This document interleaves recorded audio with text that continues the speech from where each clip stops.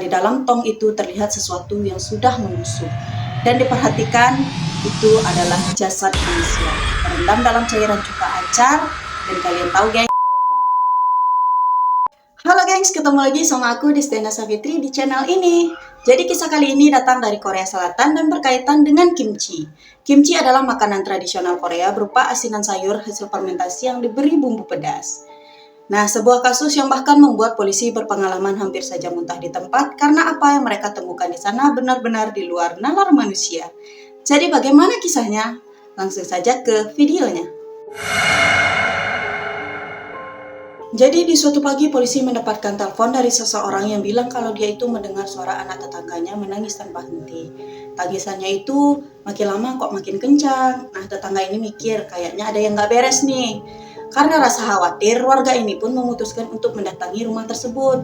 Lalu ia nih mencoba untuk mengetuk pintu itu berulang kali, lalu manggil, "Dek, dek, kamu kenapa? Coba dong buka pintunya." Beberapa saat itu, hening nggak ada jawaban.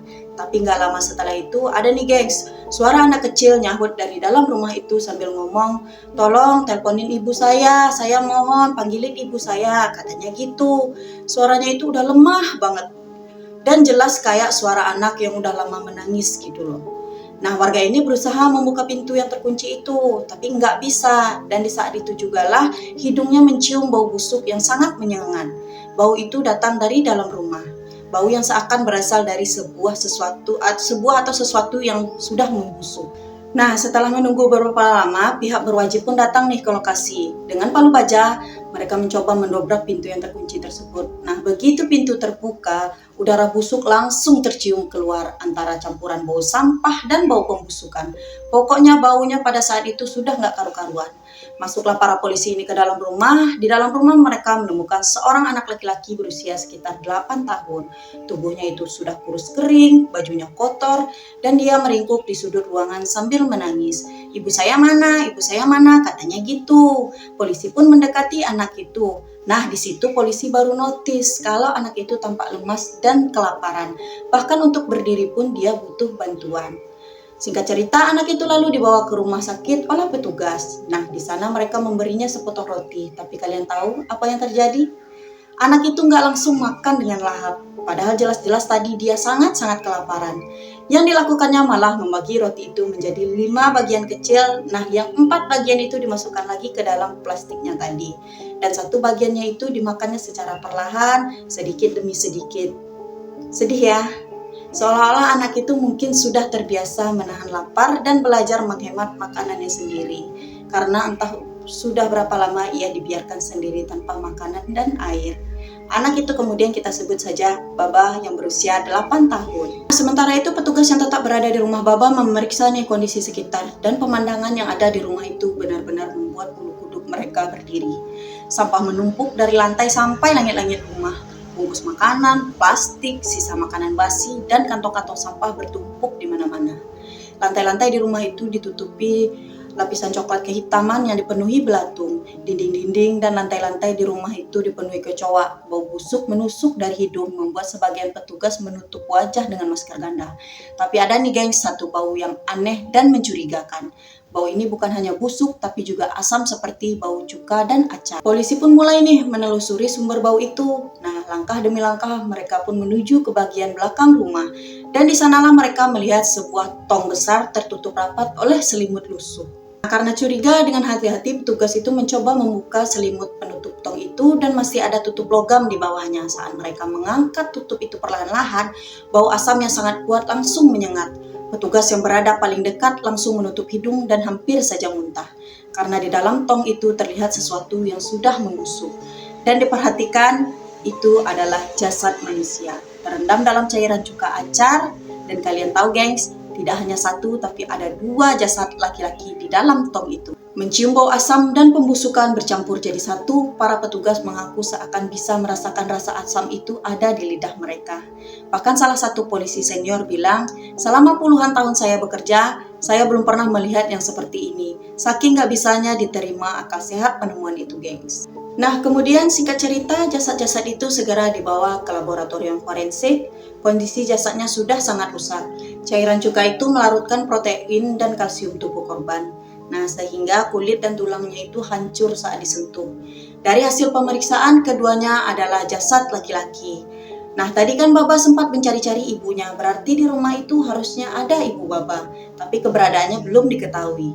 Nah, setelah dicari informasi, kita sebut saja ibunya Mimi. Dari keterangan tetangga diketahui bahwa Mimi tinggal bersama suaminya yang kita sebut saja Lee. Dan dua anak laki-lakinya kita sebut saja Kim dan Baba. Lee sendiri sudah lama tidak terlihat, sementara Kim, anak tertua dari keluarga ini, sudah hidup mandiri di luar kota. Polisi pun memanggil nih si Kim untuk dimintai keterangan, dan dari sinilah gengs, potongan demi potongan misteri mulai terungkap.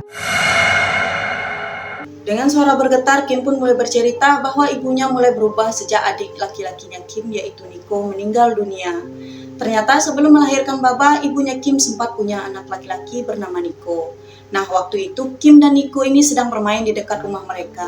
Tiba-tiba saja sebuah truk pasir melaju kencang dan akhirnya terguling. Pasir itu menimbun Nico hidup-hidup. Kim kecil hanya bisa menjerit minta tolong. Nah, orang-orang sekitar pun datang nih mencoba menolong Nico. Tapi setelah ditemukan, Nico ternyata sudah tidak bernyawa. Meninggal ditimbun pasir Nico itu, gengs. Nah, anaknya membuat Mimi sangat terpuruk secara mental. Ia menyalahkan suaminya Lee karena saat itu Mimi sedang bekerja dan Lee lah yang menjaga anak-anak mereka. Sejak hari itu hidup Mimi berubah total. Ia sering menangis, marah tanpa alasan, dan tak berhenti memikirkan Nico. Lee yang tidak tahu cara menenangkan istrinya memutuskan untuk pindah dari rumah tersebut, berharap lingkungan baru bisa menenangkan pikiran Mimi. Tapi ternyata di rumah baru itu, Mimi malah semakin parah. Ia mulai menyimpan semua benda di rumahnya, mulai dari mainan Nico, pakaian, bungkus makanan, bahkan sisa makanan basi. Tidak ada satupun yang ia buang. Mimi ternyata mulai menderita hoarding disorder, gangguan mental yang dimana seseorang menumpuk barang-barang secara berlebihan dan tidak sanggup untuk membuangnya. Ia merasa semakin banyak barang yang disimpan semakin aman dirinya, padahal rumah itu kini berubah menjadi tempat berbahaya dan menjijikan. Namun, ada satu hal yang paling mengejutkan dari cerita Kim.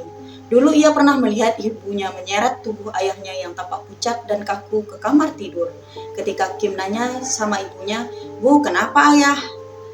Mimi menjawab dengan tenang, "Ayah meninggal mendadak, ibu gak bisa ngurus penguburannya sekarang. Ayo bantu ibu." Kim yang pada saat itu masih kecil hanya bisa menurut dan tanpa sadar membantu ibunya memasukkan jasad ayahnya ke dalam tong besar. Dan benar saja, tong itu adalah yang akhirnya ditemukan di rumah mereka. Salah satu jasad di dalamnya ternyata adalah Lee, ayah mereka sendiri. Tadi kan di tong itu ada dua jasad laki-laki. Jadi yang satunya ini jasad siapa ya kan? Diusut lagi nih sama polisi. Ternyata menurut warga sekitar setelah kepergian Lee, tetangga sering melihat Mimi membawa laki-laki lain ke rumahnya. Sampai ada satu nih laki-laki yang sering dibawa Mimi ke rumahnya. Laki-laki itu kita sebut saja Robi, rekan kerjanya di pabrik. Awalnya mereka pikir Robi adalah pacar baru Mimi, tapi suatu hari Robi pun ikut menghilang. Keluarganya si Robi ini mencoba mencari dan menanyakannya ke Mimi.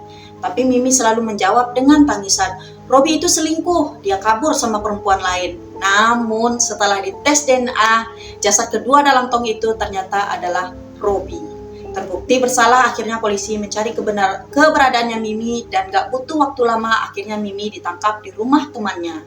Saat ditangkap, Mimi hanya berkata dengan suara datar, "Saya minta maaf, saya minta maaf." Setelah diperiksa, psikiater pun mengatakan Mimi menderita gangguan kepribadian berat dan trauma mendalam. Ia mengaku menyimpan jasad kedua pria itu karena tidak mau mereka pergi meninggalkannya seperti Nico. Akhirnya Mimi tetap dijatuhi hukuman berat atas perbuatannya. Sementara Baba, anak kecil malang itu kini berada di bawah perlindungan lembaga sosial. Oke gengs, kisah ini menunjukkan satu hal penting. Trauma yang tidak disembuhkan bisa menghancurkan seseorang. Ketika rasa kehilangan dan rasa bersalah tidak dihadapi dengan benar, jiwa bisa tersesat dan bahkan berubah menjadi gelap. Kalau kalian pernah kehilangan, terluka, atau trauma dengan masa lalu, tolong jangan diam. Bicarakan dengan orang yang kalian percaya atau temui ahlinya. Karena luka di hati sama seperti luka di tubuh. Kalau tidak diobati, dia akan membusuk. Pelan tapi pasti. Aku doakan semoga kita semua diberi kekuatan, kesehatan fisik dan mental, serta keberanian untuk menyembuhkan diri dari masa lalu. Terima kasih buat yang udah nonton video ini. Sampai jumpa di kisah berikutnya. Dan ingat, jangan pernah menilai seseorang hanya dari luar, karena kadang neraka itu tersembunyi di balik pintu rumah yang tampak biasa. Jangan lupa klik tombol subscribe dan tulis kritik dan saran untuk pembahasan selanjutnya. See you next video, gengs!